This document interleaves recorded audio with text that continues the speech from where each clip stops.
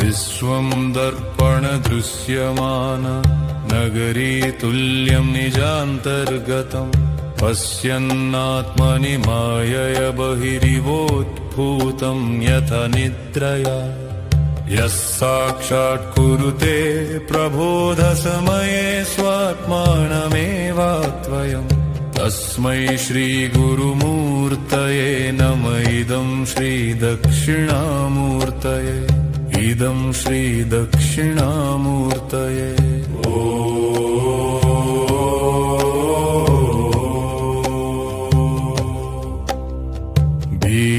बीजस्यान्तरिवां कुरु जगदितं प्राक् निर्विकल्पं पुनः मायाकल्पितदेशकालकलना वैचित्र्यचित्रीकृतं माया